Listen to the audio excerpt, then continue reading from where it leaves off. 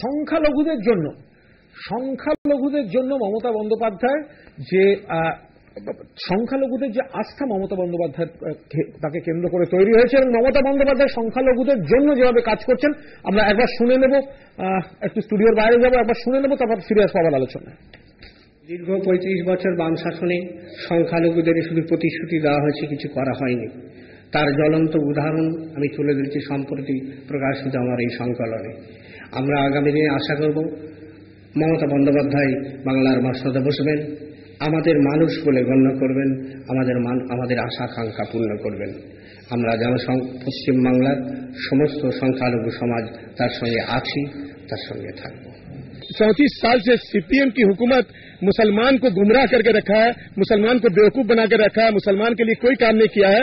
जब करके 1.8% से भी कम नौकरी मतलब जो है, नौकरी से मतलब जो अलग कर दिया, मुसलमान को एकदम जुदा कर दिया। मुसलमान को हमेशा सीपीएम वाले ने बेवकूफ बनाया है, बेवकूफ के अलावा और कोई काम नहीं किया। दीदी ममता बनर्जी को मुसलमान की तरफ से और अपने जानिब से शुक्रिया अदा करता हूं कि उन्होंने जो मुसलमान के लिए जो इतना बेहतरीन सोच कायम किया है, इतना बेहतरीन सोच और इतना ज्यादा मुसलमान को टिकट देकर करके इस बार असेंबली में भेजने का उन्होंने इरादा किया है, और उसमें मुसलमान कामयाब हो गए। मुसलमान के लिए हर तरह का मतलब जो मदद करने के लिए दीदी जी सोचा है।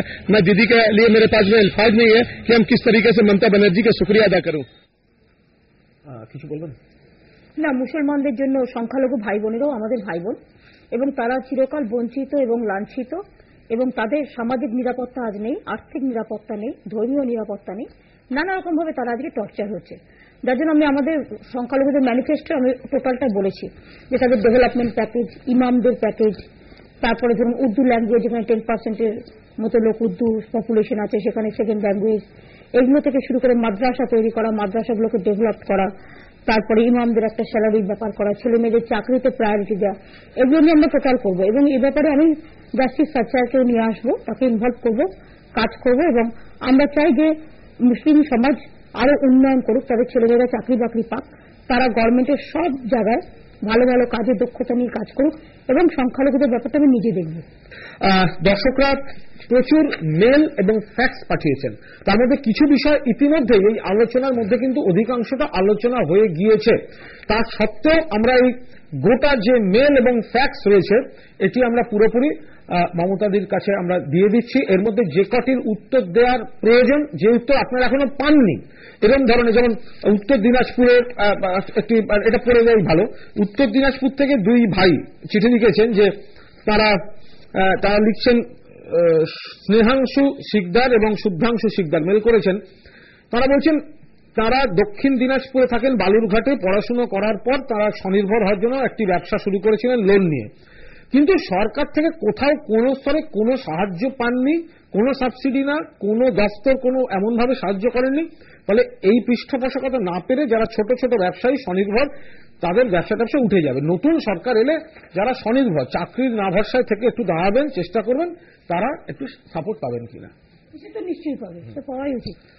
এবার একজন খুব দুশ্চিন্তা প্রকাশ করেছেন যে দেউলিয়া, সৌমিক চট্টোপাধ্যায়, যে দেউলিয়া ঋণে জর্জরিত একটা সরকার, আর্থিক সংকট, মানে এইটা আপনার জন্য রেখে যাচ্ছে সরকার, সেইটা আপনি সামলাবেন কি করে, একটা কৌতূহল।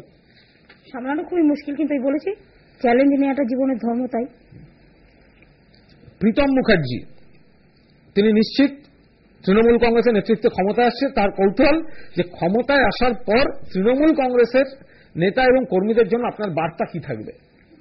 তারা প্রত্যেকে সুন্দরভাবে কাজে সহযোগিতা করবে মানুষকে, এবং আমি চাই যে বাংলার যুবকরা রাজনীতির ঊর্ধ্বে উঠো, বাংলার গ্রামগঞ্জ থেকে শুরু করে গ্রাম শহর গড়তে হবে নতুন করে। এই গড়ার কাজে আমি সবার সাহায্য চাই, শান্তিপূর্ণভাবে সুন্দর পরিবেশ তৈরি করতে হবে, আমাদের সংস্কৃতিটাকে সুন্দর করে গড়ে তুলতে হবে।